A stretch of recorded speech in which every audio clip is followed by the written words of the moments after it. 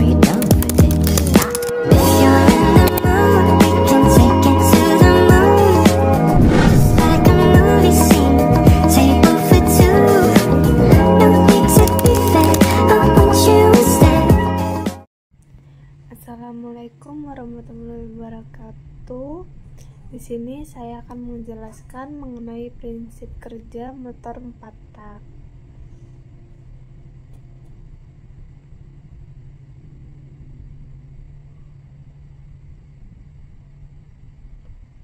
Sebelumnya, izin memperkenalkan diri. Nama saya Monica Desti Nur Aziza, NPM 2314071023, kelas Step A.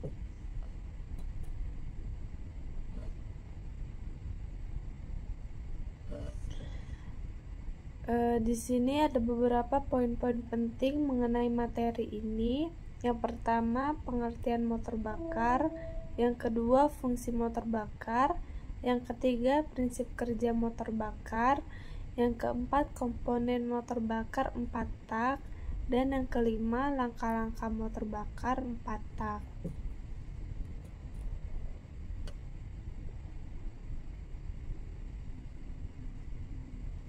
Poin pertama yaitu pengertian motor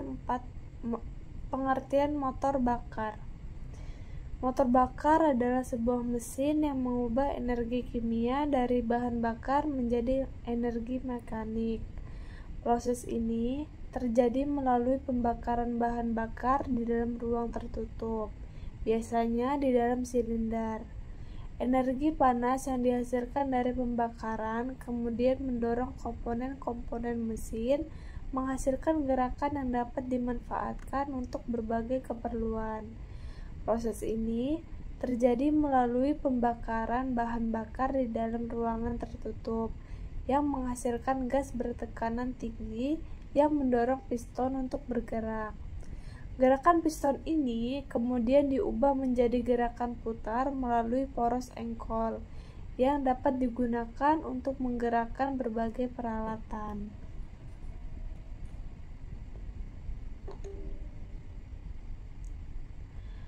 Poin yang kedua yaitu fungsi motor bakar. Motor bakar memiliki fungsi utama untuk mengubah energi kimia dari bahan bakar menjadi energi mekanik. Proses ini terjadi dalam ruang tertutup yang disebut silinder, di mana piston bergerak bolak-balik untuk menghasilkan gerakan putar pada poros engkol. Gerakan putar ini kemudian dapat digunakan untuk menggerakkan berbagai peralatan seperti kendaraan, pembangkit listrik, dan peralatan industri.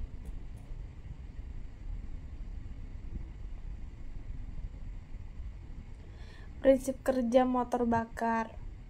Prinsip kerja motor bakar bensin adalah mesin yang bekerja memanfaatkan energi hasil gas panas atau hasil proses pembakaran, di mana proses pembakaran terjadi di dalam silinder mesin itu sendiri, sehingga gas pembakaran berfungsi sebagai fluida kerja menjadi tenaga atau energi panas. Motor bensin jenis piston yang gerakan piston merupakan gerakan bolak-balik atau disebut dengan translasi diubah menjadi gerak putar oleh poros engkol. Gerak putar adalah rotasi lebih mudah untuk digunakan sebagai kebutuhan manusia.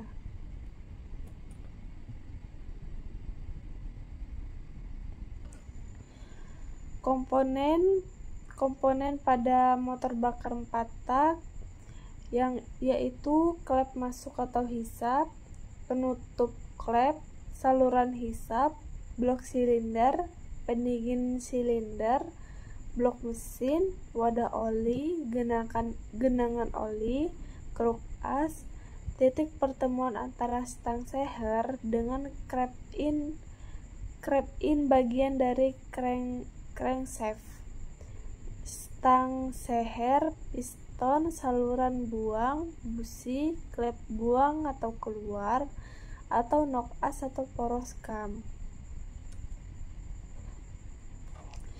Di sini ada beberapa jenis piston yang akan saya jelaskan. Yang pertama itu klep masuk.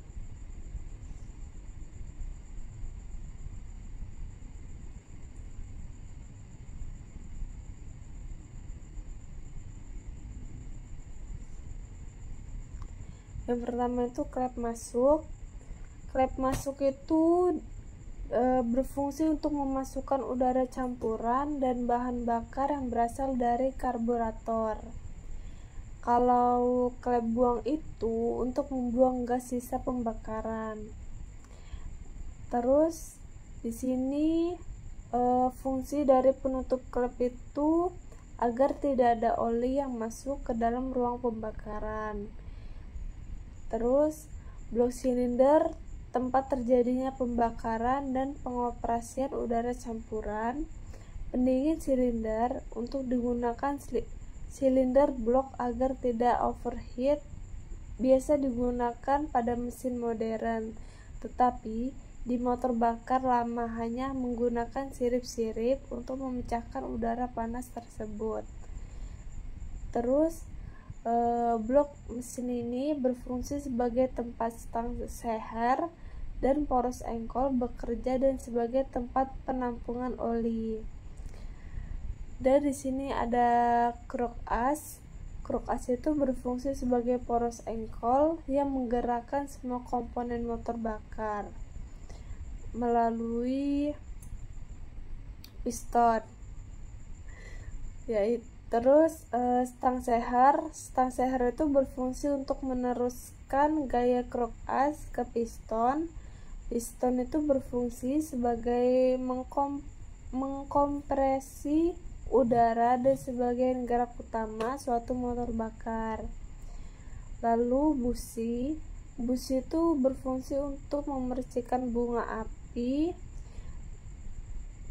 Lalu noken as itu berfungsi untuk mengatur waktu klep terbuka tertutup yang terhubung oleh poros engkol.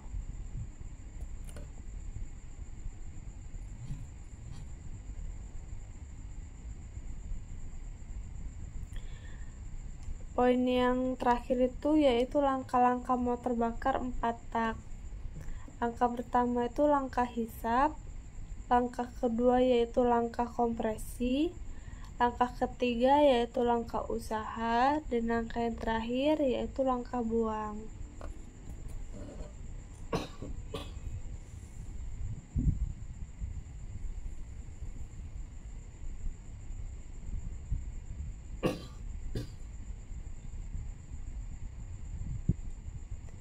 Animasi langkah motor bakar itu bisa dijelaskan melalui video tersebut. Langkah pertama itu langkah hisap. Langkah di mana katup intake terbuka dan memasak udara campuran dan bahan dari karburator. Pada langkah ini, piston bergerak titik mato bawah. Langkah kedua yaitu langkah kompresi. Setelah udara masuk, maka katup intake tertutup dan piston bergerak ke titik mati atas dan akan menempatkan udara ketika langkah kompresi udara campuran dinaikkan tekanannya dan temperaturnya yang selanjutnya akan dipercikan bunga api dari busi. Langkah yang ketiga yaitu langkah usaha. Udara yang dipercikan bunga api akan terjadi pembakaran di mana piston akan bergerak ke titik mati bawah. Langkah yang terakhir yaitu langkah buang. Setelah langkah usaha, piston akan naik ke titik mati atas dan membuka katup buang. Langkah ini membuang hasil pembakar.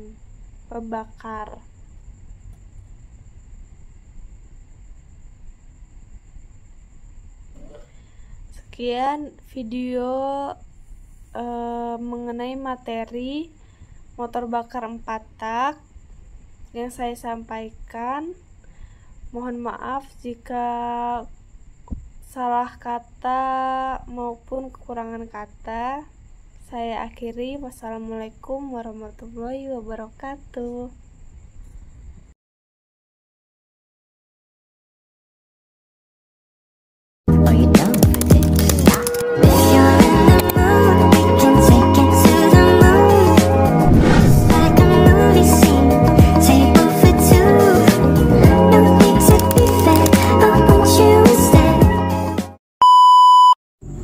Assalamualaikum warahmatullahi wabarakatuh. Di sini saya akan membahas mengenai motor bakar 2 tak. Sebelum melanjutkan materi berikutnya, izin memperkenalkan diri.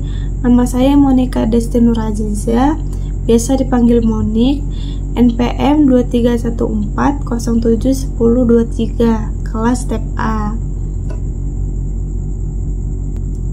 Poin-poin penting dalam materi ini yaitu yang pertama, pengertian motor bakar 2 tak, yang kedua, prinsip kerja motor bakar 2 tak, yang ketiga, kelebihan motor bakar 2 tak, yang keempat, kekurangan motor bakar 2 tak, yang kelima, perbedaan antara motor bakar 2 tak dan 4 tak, dan yang terakhir yaitu perawatan motor bakar 2 tak.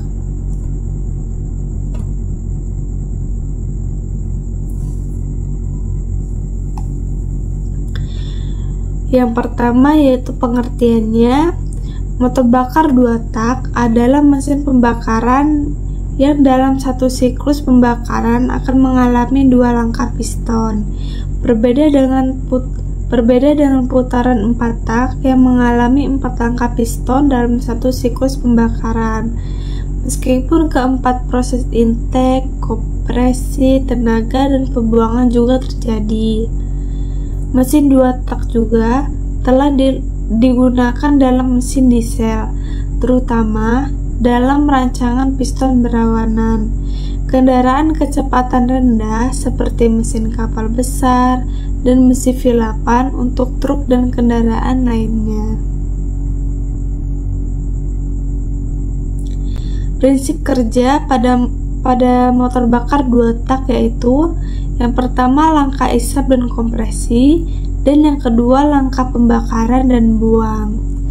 Langkah isap dan kompresi. Langkah isap, pada awal siklus piston bergerak dari titik mati bawah atau TMB ke titik mati atas atau TMA. Saat ini ruang pembakaran di dalam silinder meluas dan menciptakan tekanan rendah. Campuran bahan bakar dan udara disedot ke dalam silinder melalui saluran masuk udara. Selanjutnya, langkah kompresi. Campuran bahan bakar yang sudah masuk ke ruang bakar kemudian dikompresi oleh piston yang terus bergerak naik. Langkah kedua yaitu langkah pembakaran dan buang. Langkah pembakaran, saat piston bergerak ke atas, busi menyala dan menimbulkan pembakaran di dalam ruang bakar. Percikan api dan busi menimbulkan ledakan yang mendorong piston bergerak ke bawah. Langkah buang, pada langkah kedua, piston bergerak dari TMA ke TMB. Selama proses ini, gas buang yang telah terbakar keluar dari silinder melalui lubang pembuangan. Oli samping yang digunakan sebagai pelumas juga ikut terbakar dan dikeluarkan melalui knalpot, membuat knalpot 2 tak lebih ngembul.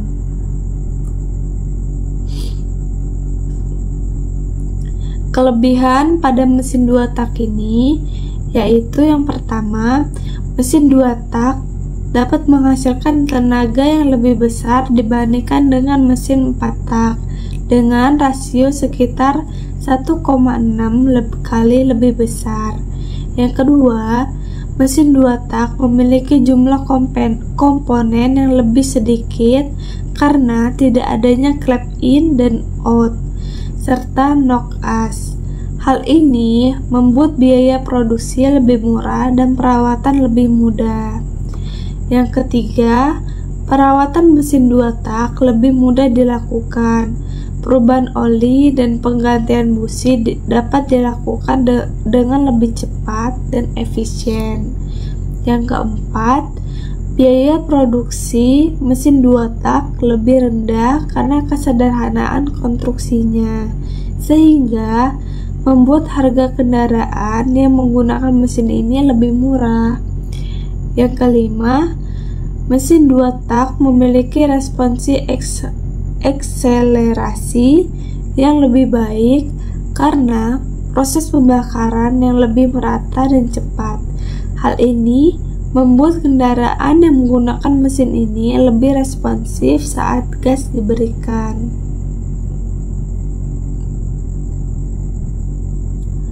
Kekurangan pada mesin 2 tak ini, yang pertama, mesin 2 tak cenderung lebih boros bahan bakar karena sebagian campuran bahan bakar dan oli kadang-kadang terbuang bersama gas buang.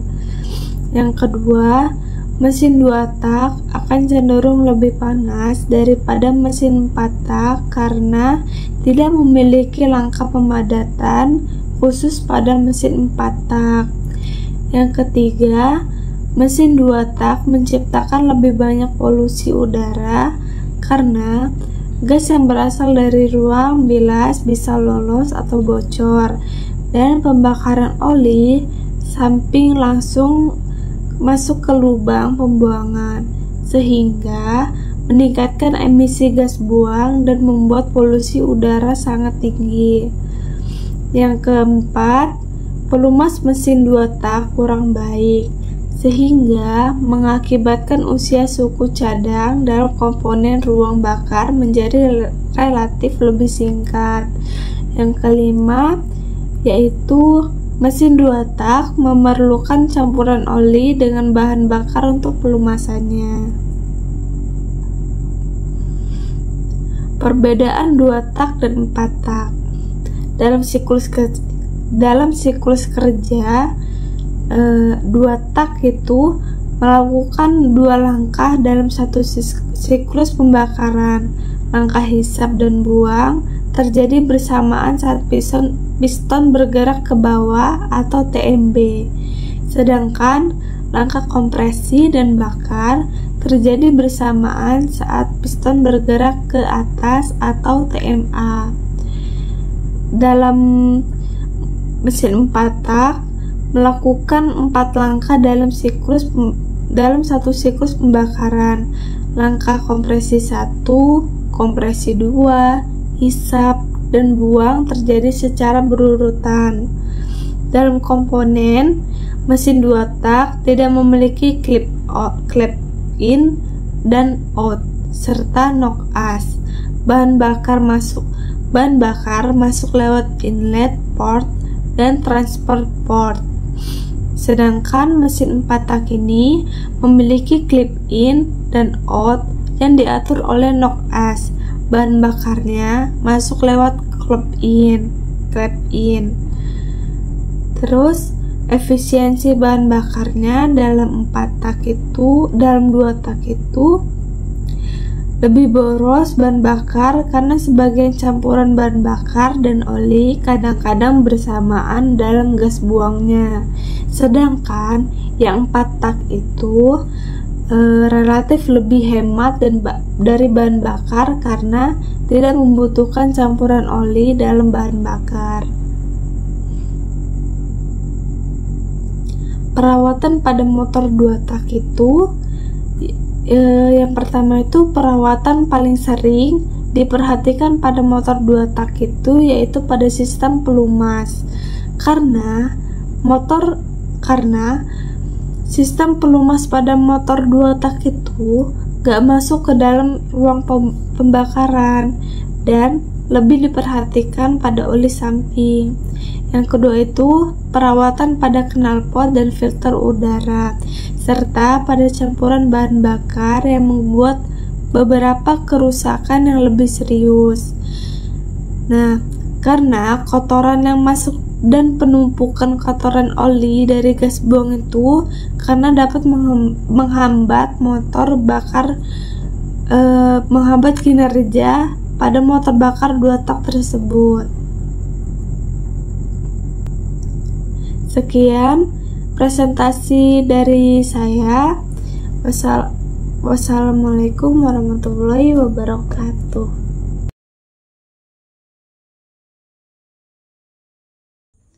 Assalamualaikum warahmatullahi wabarakatuh. Perkenalkan, nama saya Monica Destino Raziza, NPM 2314071023 dari kelas TEP A. Di sini saya akan menjelaskan mengenai motor 4 tak diesel. Apa itu motor 4 tak diesel? Jadi, motor 4 tak diesel itu adalah motor bakar dengan proses pembakaran yang terjadi di dalam mesin itu sendiri, atau disebut dengan internal combustion engine. Dan pembakaran terjadi karena udara murni dimampatkan atau dikompresi dalam satu ruang bakar dalam silinder sehingga diperoleh udara bertekanan tinggi serta panas yang tinggi. Bersamaan dengan itu disemprotkan atau dikabutkan bahan bakar sehingga terjadilah pembakaran. Pembakaran yang berupa ledakan akan menghasilkan panas mendadak naik dan tekanan menjadi tinggi di dalam ruang bakar. Tekanan ini mendorong piston ke bawah yang berlanjut dengan poros engkol berputar. Sesuai dengan gerakan piston, untuk mendapat satu kali proses tersebut, maka mesin diesel tersebut dibagi menjadi dua macam, yaitu ada mesin diesel 4 langkah atau 4 tak, dan mesin diesel 2 langkah atau 2 tak.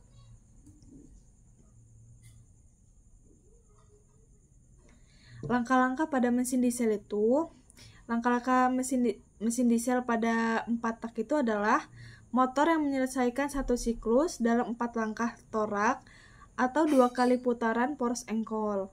Jadi, dalam 4 tak itu telah mengadakan proses pengisian, kompresi, dan penyalaan, ekspansi, serta pembuangan. Titik paling atas dapat dicapai oleh gerakan torak pada silinder tersebut, yang disebut dengan TMA. Sedangkan titik terendah yang dapat dicapai oleh ujung atas torak pada silinder disebut dengan TMB. Bila torak bergerak dari TMA sampai ke TMB atau sebaliknya, dikatakan bahwa torak melakukan satu langkah.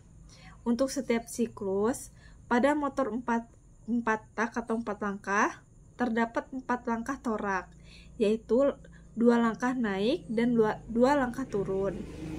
Akibatnya, selama siklus itu berlangsung, poros engkol akan berputar 2 kali.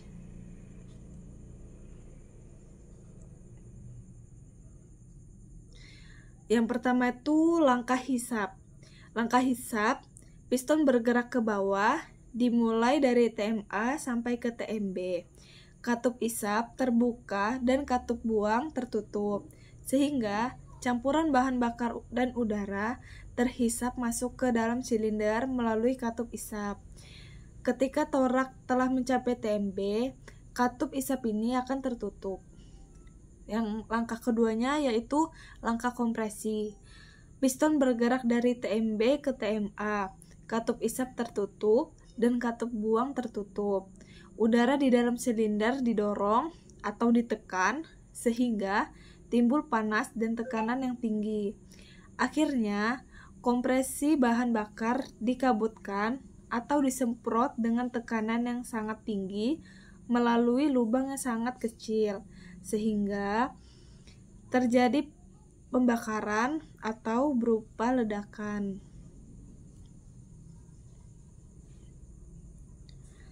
Langkah ketiganya yaitu usaha. Pada langkah ini, kedua katup masih tertutup sehingga semprotan bahan bakar di ruang bakar akan menyebabkan ledakan pembakaran yang akan meningkatkan suhu dan tekanan di ruang bakar. Tekanan yang besar tersebut akan mendorong piston dari TMA titik 3 ke TMB titik 4 dan menyebabkan terjadinya gaya aksial.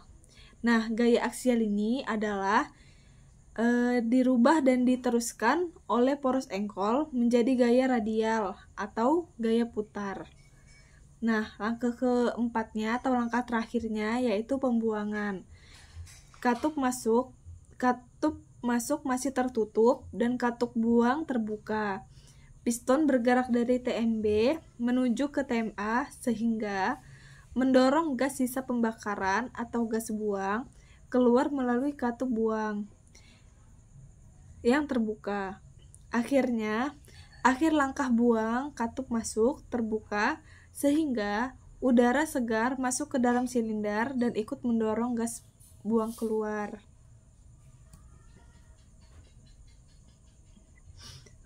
Nah, kelebihan pada motor 4 tak diesel ini, yang pertama, torsi besar pada putaran rendah. Nah, ini adalah karakteristik khas mesin diesel yang membuatnya sangat cocok untuk aktivitas yang membutuhkan tenaga instan, seperti menarik beban berat atau tanjakan. Contohnya itu seperti truk-truk besar, bus, kendaraan off-road, sering menggunakan mesin diesel karena kemampuannya dalam mengatasi medan yang berat. Yang kedua itu yaitu efisiensi bahan bakar tinggi. Mesin diesel mampu membakar bahan bakar secara lebih efisien dibandingkan mesin bensin. Hal ini disebabkan oleh rasio kompresi yang lebih tinggi dan sifat bahan bakar diesel itu sendiri. Akibatnya, Anda bisa menempuh jarak yang lebih jauh dengan satu tangki satu tangki bahan bakar. Contohnya itu yaitu mobil diesel seperti Toyota Hilux atau Ford Range, terkenal dengan konsumsi bahan bakarnya yang irit. Lalu selanjutnya, umur mesin panjang. Komponen-komponen dalam mesin diesel umumnya lebih kuat dan tahan lama dibandingkan dengan mesin bensin. Ini dikarenakan konstruksi mesin diesel yang lebih kokoh dan penggunaan material yang berkualitas tinggi. Akibatnya, mesin diesel memiliki potensi untuk bertahan lebih lama jika dirawat dengan baik. Contohnya itu ada banyak truk tua dengan mesin diesel yang masih beroperasi dengan baik meskipun sudah puluhan tahun, yaitu karena kelebihan pada mesin diesel yang dirawat dengan baik. Terus yang selanjutnya itu kemampuan adaptasi dengan bahan bakar alternatif. Mesin diesel dapat dimodifikasi untuk menggunakan bahan bakar alternatif seperti biodiesel. Biodiesel itu merupakan bahan bakar nabati yang lebih ramah lingkungan dan dapat mengurangi ketergantungan pada bahan bakar fosil.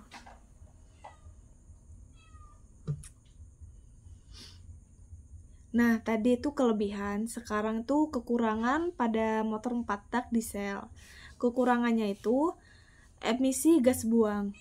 Meskipun emisi mesin diesel modern yang sudah jauh lebih bersih dibandingkan dengan generasi sebelumnya, namun masih menghasilkan lebih banyak partikulat atau PM dan nitrogen oksida atau NOx dibandingkan dengan mesin bensin. Partikulat ini dapat menyebabkan polusi udara dan masalah kesehatan, sedangkan NOx merupakan salah satu penyebab terbentuknya smog. Terus selanjutnya itu suara mesin kasar. Suara mesin diesel cenderung lebih kasar dan berisik dibandingkan dengan mesin bensin. Hal ini disebabkan proses pembakaran yang berbeda dan kontraksi mesin yang lebih berat. Seperti kalau misalnya kita melewati truk. Nah, itu kita akan terlihat sangat berisik gitu ya suara truknya itu, yaitu karena suara mesinnya yang keras. Terus selanjutnya itu harga perawatan lebih mahal.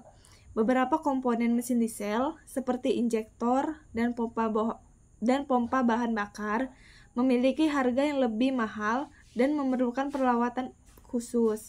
Selain itu, biaya servis berkala kendaraan diesel juga cenderung lebih tinggi. Lalu yang selanjutnya, kualitas bahan bakar sangat penting. Mesin diesel sangat sensitif terhadap kualitas bahan bakar. Penggunaan bahan bakar diesel yang tidak sesuai spesifikasi dapat menyebabkan kerusakan pada injektor, pompa bahan bakar, dan komponen mesin lainnya. Selanjutnya yang terakhir itu waktu panas lebih lama. mesin diesel membutuhkan waktu yang lebih lama untuk mencapai suhu optimal dibandingkan dengan mesin bensin. Hal ini disebabkan oleh proses pembakaran yang lebih lambat dan rasio kompresi yang tinggi. Perbedaan utama antara motor bensin dan diesel yaitu dengan cara pembakarannya. Kalau motor bensin itu dibantu dengan busi, contohnya sama aja, komponennya sama, cuman kalau motor bensin itu ditambah dengan busi, kalau motor diesel itu nggak ada businya. Nah, kalau motor diesel itu terjadi spontan akibat suhu tinggi. Dalam bahan bakarnya itu motor bensin dengan menggunakan bensin dan motor diesel dengan menggunakan solar. Dengan fitur torsi, motor bensin itu lebih rendah pada putaran rendah, sedangkan motor diesel lebih besar pada putaran rendah. Dari fitur emisinya, lebih sedikit partikulat, lebih banyak NOx. Sedangkan motor diesel itu lebih banyak partikulat dan lebih sedikit NOx. Fitur suara mesinnya yaitu pada motor bensin itu lebih halus dan pada motor diesel itu lebih kasar. Lalu fiturnya, harga beli awal motor bensin ini lebih murah, sedangkan motor diesel itu lebih mahal. Dan lalu fitur efisiensi bahan bakarnya, motor bensin itu kurang efisien dan motor diesel itu lebih efisien. Sekian presentasi dari saya. Maaf jika ada kekurangan dalam penyampaiannya. Saya ucapkan terima kasih. Wassalamualaikum warahmatullahi wabarakatuh. Are you down with it?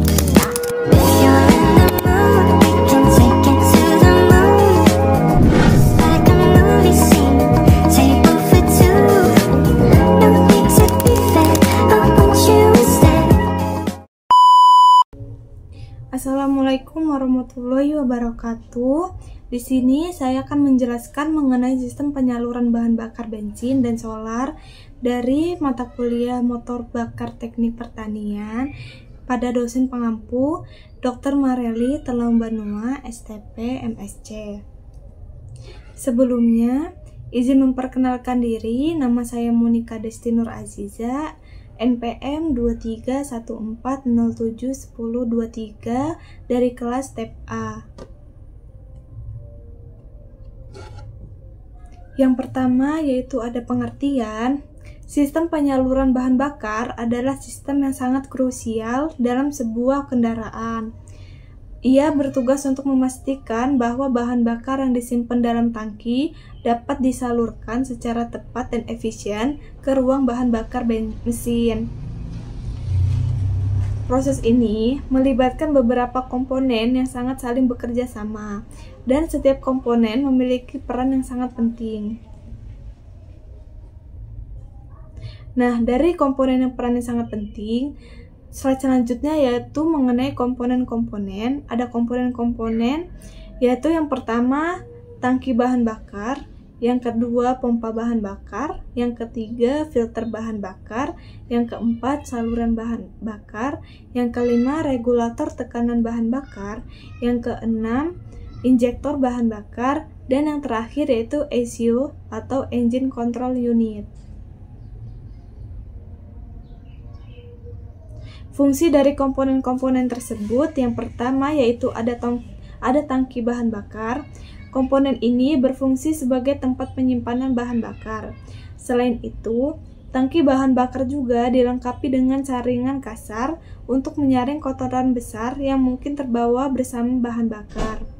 Lalu, pada pompa bahan bakar, komponen ini bertugas memompa bahan bakar dari tangki menuju mesin dengan tekanan yang cukup.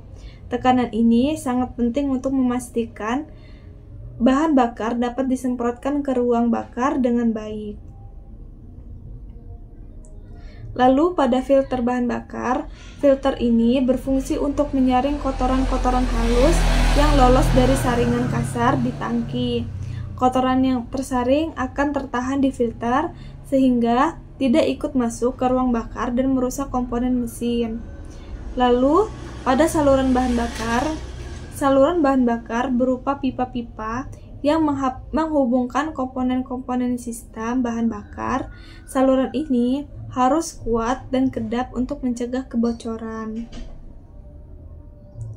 Lalu pada regulator tekanan bahan bakar, komponen ini berfungsi untuk menjaga tekanan bahan bakar yang keluar dari pompa agar tetap stabil.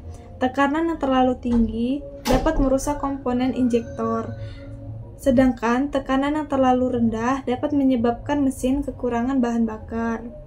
Pada injektor bahan bakar, komponen ini merupakan jantung dari sistem injeksi bahan bakar. Injektor bertugas menyemprotkan bahan bakar dalam bentuk kabut halus ke ruang bakar. Jumlah bahan bakar yang disemprotkan diatur oleh ECU atau Engine Control Unit sesuai dengan kebutuhan mesin. Lalu yang terakhir yaitu ada ECU atau Engine Control Unit, otak dari sistem injeksi bahan bakar.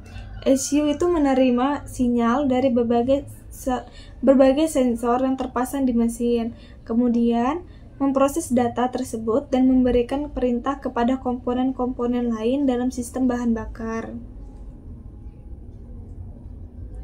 Lalu ada proses-proses kerja pada penyaluran bahan bakar bensin dan solar ini. Yang pertama, pompa bahan bakar yang bertugas untuk memompa bahan bakar dari tangki menuju rel bahan bakar dengan tekanan tinggi. Lalu ada pada filter bahan bakar bertugas untuk menyaring kotoran yang terbawa oleh bahan bakar. Lalu ada pada regulator tekanan bertugas untuk menjaga tekanan bahan bakar agar tetap stabil. Pada ECU bertugas untuk menerima sinyal dari berbagai sensor, misalnya sensor suhu udara, sensor tekanan udara, sensor posisi throttle, dan sensor oksigen. Nah, dan menghitung jumlah bahan bakar yang dibutuhkan. Lalu, pada injektor bertugas untuk menerima sinyal dari ECU dan menyemprotkan bahan bakar ke ruang bakar dalam jumlah yang tepat sesuai dengan perhitungan ECU. Lalu yang terakhir, pada pembakaran, bahan bakar yang disemprotkan oleh injektor bercampur dengan udara dan terbakar di dalam ruang bakar, menghasilkan tenaga untuk menggerakkan mesin. Perbedaan pada bahan bakar bensin dan solar. Yang pertama, pada bensin, pada proses pembakarannya, campuran udara dan bensin atau uap bahan bakar dikompresi dalam silinder, kemudian dinyalakan oleh percikan api dari busi. Proses ini disebut pembakaran dengan pengapian percikan. Lalu pada solar, pada proses pembakarannya, udara dikompresi dalam silinder hingga suhu dan tekanan sangat tinggi. Saat suhu mencapai tinggi, nyala sendiri dari solar. Saat suhu mencapai titik nyala sendiri dari solar, bahan bakar yang diinjeksikan akan terbakar secara spontan. Proses ini disebut dengan pembakaran dengan kompresi. Lalu pada komponen utama bensin, antara lain busi, karburator, atau injektor bahan bakar, sistem pengapian. Umumnya digunakan pada kendaraan ringan seperti mobil penumpang, motor, dan kendaraan kecil lainnya yang membutuhkan akselerasi dan responsi secara cepat. Lalu pada solar itu komponen utamanya antara lain nozzle injektor bahan bakar, pompa injeksi, dan ruang bakar khusus. Umumnya digunakan pada kendaraan berat seperti truk, bus, alat berat, dan kapal laut yang membutuhkan torsi besar dan efisiensi bahan bakar untuk beban berat. Lalu perbedaan pada karakteristiknya. Dalam fitur torsi, bensin lebih rendah dibandingkan dengan solar yang lebih tinggi. Pada akselerasi, bensin itu lebih baik dibandingkan solar yang lebih lambat. Sedangkan dalam emisi dalam bensin itu lebih baik dibandingkan dengan solar yang lebih rendah menggunakan partikel. Lalu dalam harga bahan bakarnya, Umumnya bensin itu lebih murah dibandingkan dengan solar yang lebih mahal. Dalam suara mesin, bensin itu lebih halus dibandingkan dengan solar yang lebih kasar. Lalu pada pemeliharaan, bensin itu lebih mudah dalam merawatnya dibandingkan dengan solar yang lebih kompleks. Lalu pada ketahanan pada bensin itu kurang tahan terhadap beban berat. Sedangkan pada solar itu lebih tahan terhadap beban beratnya. Keunggulan dan kekurangan. Keunggulan pada bensin itu yaitu ada akselerasi cepat, suara halus, dan perawatan yang mudah. Sama yang saya jelaskan mengenai perbedaan antara bahan bakar solar dan bensin dalam karakteristiknya. Lalu pada solar itu keunggulannya yaitu torsi besar, efisiensi bahan bakar tinggi, daya tahannya yang tinggi. Lalu pada kekurangan pada bensin yaitu emisi lebih tinggi, konsumen bahan bakar lebih boros. Sedangkan pada solar itu akselerasinya lebih lambat, suara kasar, perawatannya lebih kompleks. Sekian presentasi dari saya. Maaf jika saya ada kesalahan pada berbicara. Saya akhiri. Wassalamualaikum warahmatullahi wabarakatuh. Are you down for this? If you're in the mood, we can take it to the moon. Just like a movie scene, table for two. No need to be fair, I want you instead.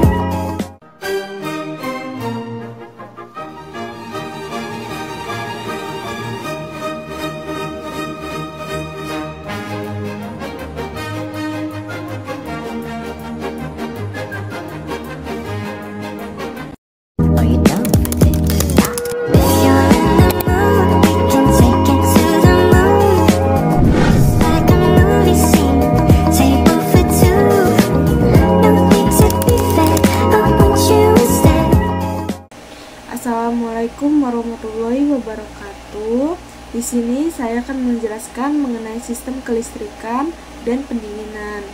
Sebelumnya, izin memperkenalkan diri. Nama saya Monika Destinel Aziza, NPM 2314071023 dari kelas TPA. Di sini materi pertama yaitu mengenai kelistrikan. Definisi kelistrikan yaitu kelistrikan adalah sifat benda yang muncul dari adanya muatan listrik. Muatan listrik ini bisa berjenis negatif dan positif. Ketika muatan-muatan ini bergerak, maka terjadilah arus listrik. Arus listrik inilah yang kemudian dimanfaatkan untuk berbagai keperluan, mulai dari penerangan hingga pengoperasian alat-alat elektronik yang kompleks. Secara sederhana, listrik ini adalah aliran elektron.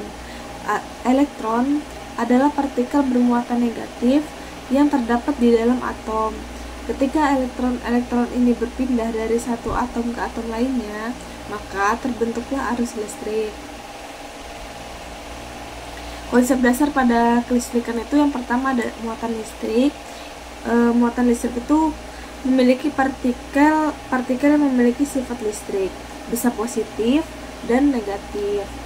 Yang kedua itu yaitu arus listrik. Fungsi dari arus listrik itu aliran muatan listrik dalam suatu penghantar. Yang ketiga itu tegangan listrik. Tegangan listrik itu perbedaan potensial listrik antara dua titik dalam satu rangkaian listrik. Dan yang terakhir itu ya hambatan listrik, yaitu kemampuan suatu bahan untuk menghambat aliran arus listrik. Komponen utama pada kelistrikan yaitu yang pertama sumber tegangan. Sumber tegangan itu fungsinya untuk menyediakan energi listrik. Yang kedua penghantar, fungsinya menyalurkan arus listrik. Yang ketiga beban, berfungsi untuk mengubah energi listrik menjadi bentuk energi lain. Dan yang terakhir itu yaitu saklar, berfungsi untuk memutus atau menghubungkan rangkaian listrik. Lalu ada jenis-jenis kelistrikan. Yang pertama itu kelistrikan statis. Kelistrikan Statis itu yaitu kelistrikan yang terjadi akibat adanya muatan listrik yang tidak bergerak. Contohnya, ketika menggosok penggaris plastik dengan kain wol, penggaris akan bermuatan listrik dan dapat menarik potongan-potongan kertas kecil. Yang kedua itu yaitu ada kelistrikan dinamis. Kelistrikan dinamis itu kelistrikan yang terjadi akibat adanya aliran muatan listrik. Contohnya, aliran listrik yang mengalir pada kabel untuk menyalakan lampu. Lalu selanjutnya yaitu ada proses terjadi kelistrikan. Proses terjadi kelistrikan itu yang pertama ada sumber tegangan, yang kedua ada penghantar, yang ketiga ada beban, yang keempat yaitu ada aliran elektron. Pada sumber tegangan, semua rangkaian listrik membutuhkan sumber tegangan. Sumber tegangan ini bisa berupa baterai, aki, generator, atau sumber listrik lainnya. Sumber tegangan berfungsi untuk menciptakan perbedaan potensial listrik antara dua titik dalam rangkaian. Yang kedua yaitu ada penghantar. Penghantar adalah bahan yang memungkinkan elektron mengalir dengan mudah. Contohnya yaitu penghantar yang baik adalah logam seperti tembaga dan aluminium. Lalu yang ketiga itu ada beban. Beban adalah komponen dalam rangkaian listrik yang mengubah energi listrik menjadi bentuk energi lain.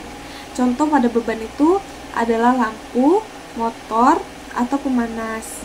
Yang terakhir yaitu ada aliran elektron. Ketika rangkaian listrik tertutup, elektron akan mengalir dari kutub negatif sumber tegangan menuju kutub positif.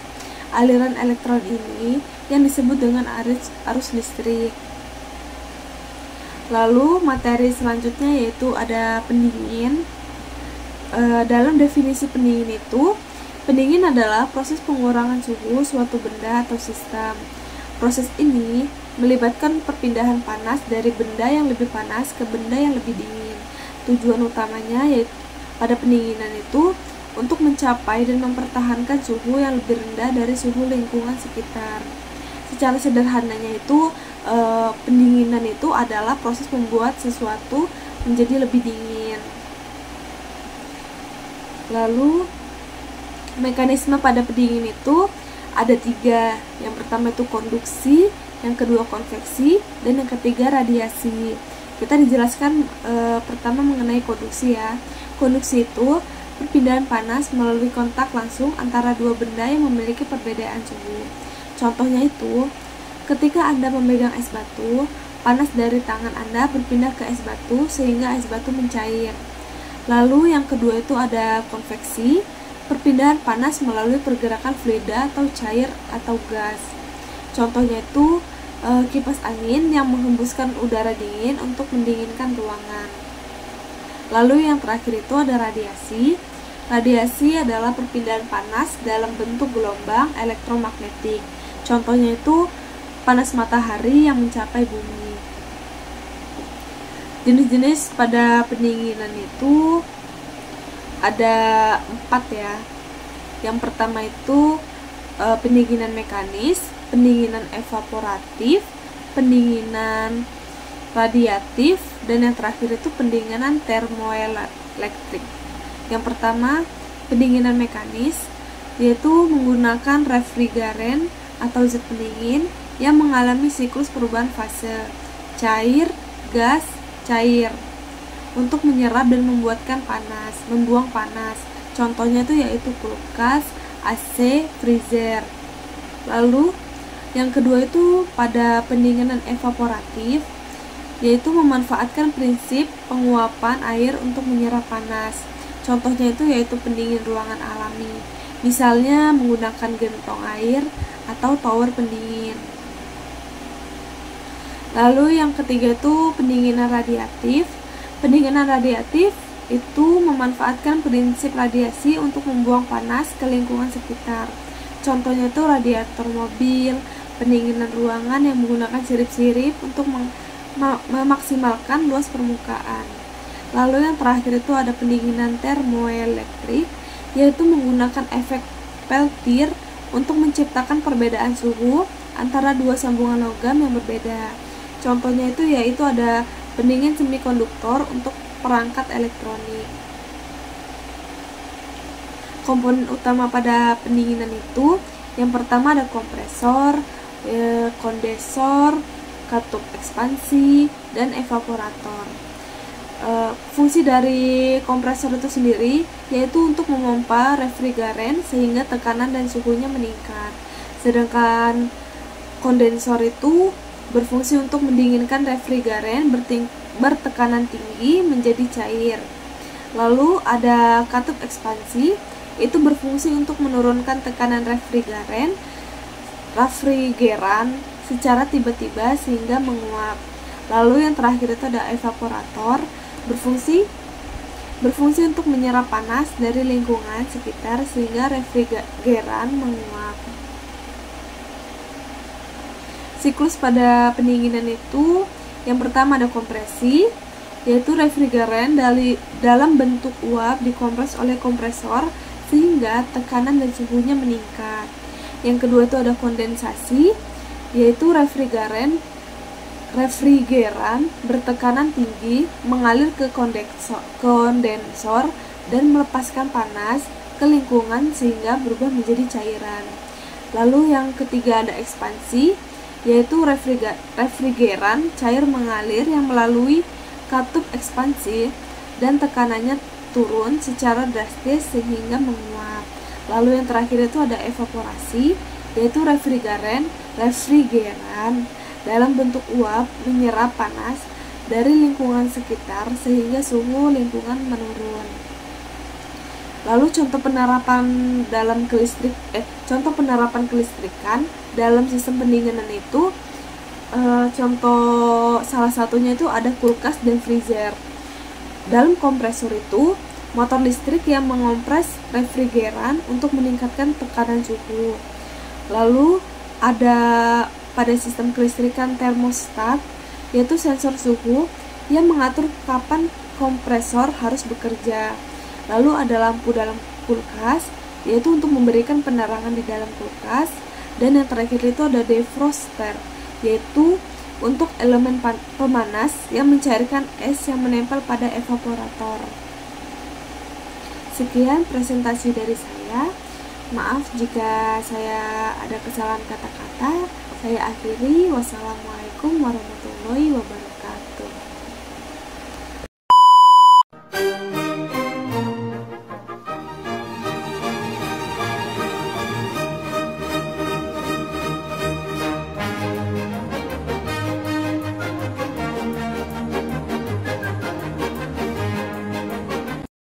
Are you down with it? If you're in the mood, we can take it to the moon. Just like a movie scene, table for two. No need to be fair, I want you instead. Assalamualaikum warahmatullahi wabarakatuh. Di sini saya akan menjelaskan mengenai materi sistem transmisi dan pelumasan. Sebelumnya, izin memperkenalkan diri. Nama saya Monica Desti Nur Aziza, NPM 2314071023 dari kelas TEP A. Jadi, poin-poin penting dalam materi ini yaitu pada sistem transmisi ada poin mengenai definisi, lalu komponen utama, fungsi utama, cara kerja, jenis-jenis, dan contoh penerapannya. Sedangkan pada pelumasan, materi pelumasan, poinnya yaitu yang pertama definisi, komponen utama, fungsi utama, jenis-jenis, dan contoh penerapannya. Yang pertama pada sistem transmisi, definisinya yaitu sistem transmisi adalah bagian yang penting dalam kendaraan yang berfungsi untuk mengubah dan meneruskan tenaga yang dihasilkan oleh mesin ke roda penggerak. Bayangkan sistem transmisi sebagai perantara antara jantung atau mesin dan kaki atau roda kendaraan. Sistem transmisi memiliki peran yang sangat penting dalam kinerja kendaraan. Tanpa sistem transmisi, tenaga yang dihasilkan oleh mesin tidak dapat disalurkan secara efektif ke roda penggerak. Selain itu, Sistem transmisi juga mempengaruhi kenyamanan dan efisiensi bahan bakar kendaraan.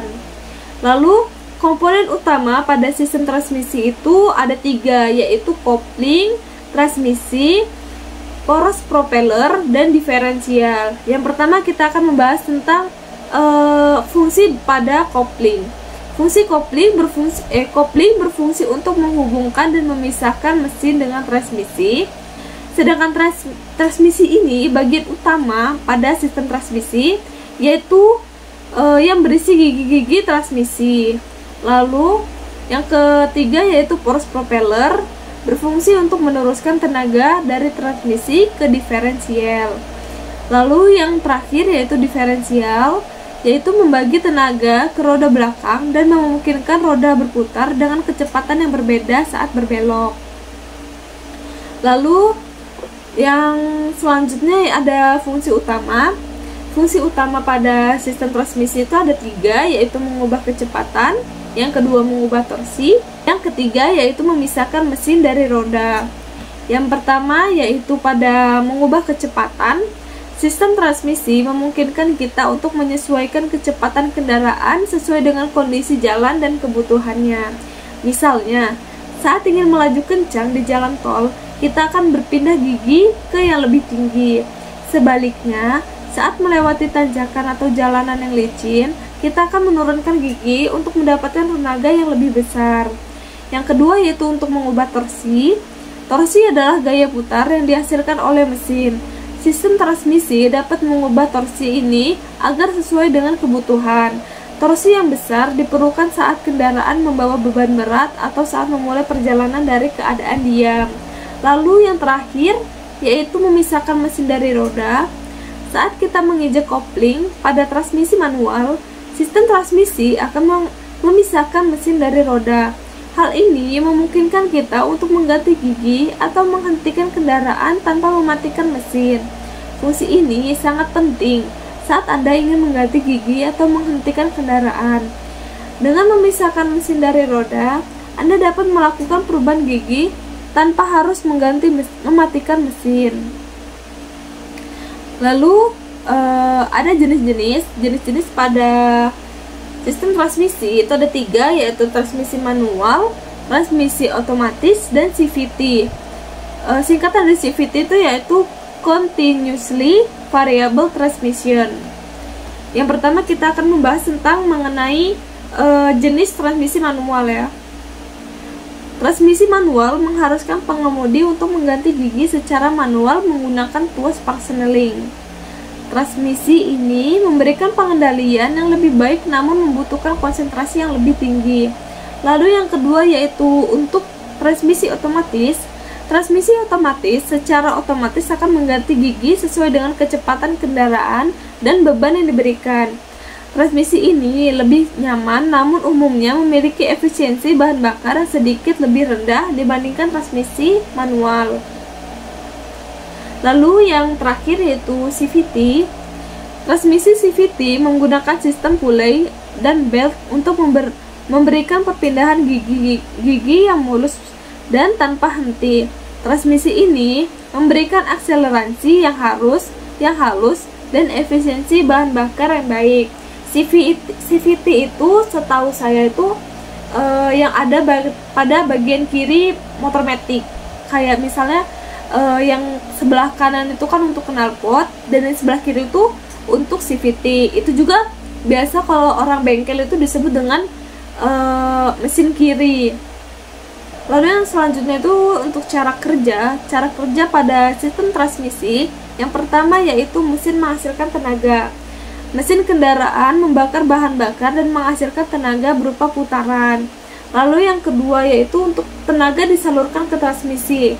Tenaga dari mesin kemudian disalurkan ke transmisi melalui poros engkol. Lalu yang ketiga yaitu transmisi mengubah rasio. Di dalam transmisi terdapat berbagai macam gigi dengan ukuran yang berbeda-beda. Ketika kita mengganti gigi, kita sebenarnya memilih pasangan gigi yang berbeda.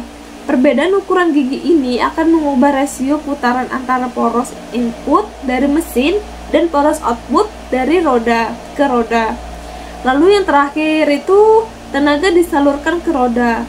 Setelah rasio putaran diubah, tenaga kemudian disalurkan ke roda penggerak melalui poros propeller dan diferensial. Lalu contoh penerapan pada sistem transmisi ini, yang pertama itu pada mobil. Sistem transmisi memungkinkan mobil untuk berjalan dengan berbagai kecepatan, mulai dari merayap hingga melaju kencang. Yang kedua pada motor. Sistem transmisi pada motor memungkinkan pengendara untuk melakukan manuver dengan cepat dan lincah. Lalu yang terakhir itu yaitu sistem transmisi pada truk, dirancang untuk membawa beban berat dan melintas medan yang berat. Selanjutnya pada materi pelumasan, definisi pelumasan yaitu pelumasan adalah proses pemberian suatu zat atau bahan pelumas pada permukaan yang saling bergesekan untuk mengurangi gesekan, panas, dan kehausan. Zat pelumasan ini biasanya berupa cairan seperti oli atau minyak, namun bisa juga berupa semprotan atau grease atau gemuk. Pelumasan adalah hal yang sangat penting bagi kinerja dari umur panjang mesin. Tanpa pelumasan yang baik, komponen mesin akan cepat haus, panas berlebih, dan bahkan bisa mengalami kerusakan yang parah. Lalu komponen utama pada pelumasan itu yang pertama ada bak oli. Bak oli itu berfungsi untuk sebagai tempat penampung oli. Oli yang digunakan untuk melumasi komponen mesin akan disimpan ke bak oli tersebut. Yang kedua itu yaitu pompa oli. Memompa oli dari bak oli ke seluruh bagian mesin yang membutuhkan pelumasan. Tekanan yang dihasilkan oleh pompa oli sangat penting untuk memastikan oli dapat mencapai semua titik pelumasan. Filter oli itu berfungsi untuk menyerap kotoran dari partikel logam yang ada di dalam oli. Dengan demikian, oli yang beredar di dalam mesin akan tetap bersih dan tidak merusak komponen mesin. Oli atau oli jersey berfungsi untuk jalur yang dilalui oli untuk mencapai komponen-komponen yang perlu dilumasi. Saluran ini biasanya berupa lubang-lubang kecil di dalam blok mesin. Lalu nozzle atau jet oli. Jet oli berfungsi untuk menyemprotkan oli secara langsung ke bagian-bagian yang membutuhkan pelumasan intensif, seperti piston atau bantuan poros engkol. Lalu yang selanjutnya yaitu katup tekanan oli, berfungsi untuk mengatur tekanan oli di dalam sistem pelumasan. Katup ini akan membuka dan menutup untuk menjaga tekanan oli tetap stabil.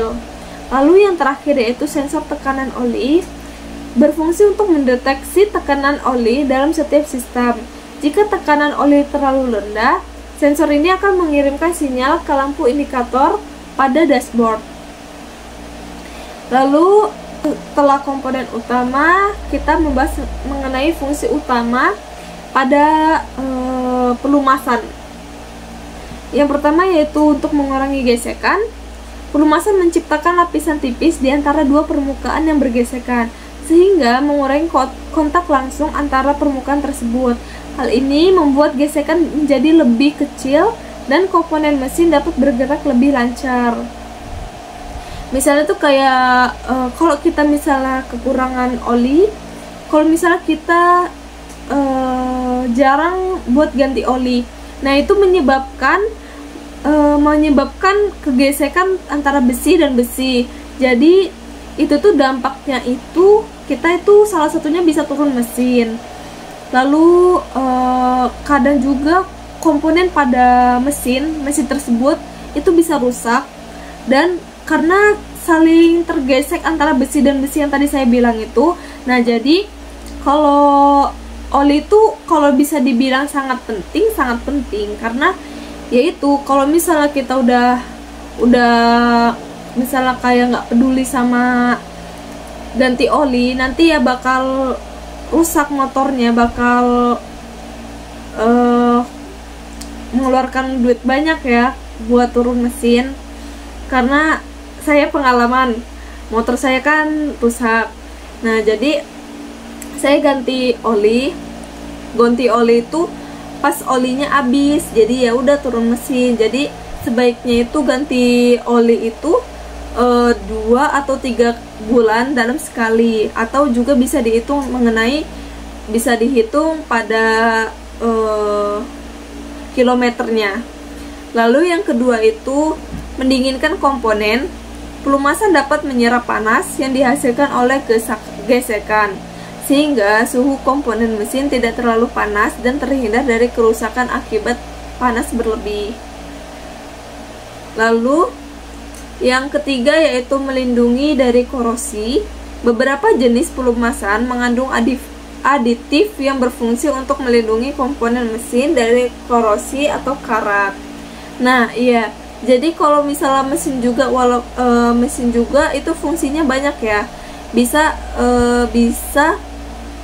dilihat dari misalnya, bisa juga fungsinya untuk meminimalisir gesekan, karena adanya oli itu kan jadi nggak terlalu karena melumas itu kayak dikasih minyak, jadi gesekan itu ya nggak ada gitu.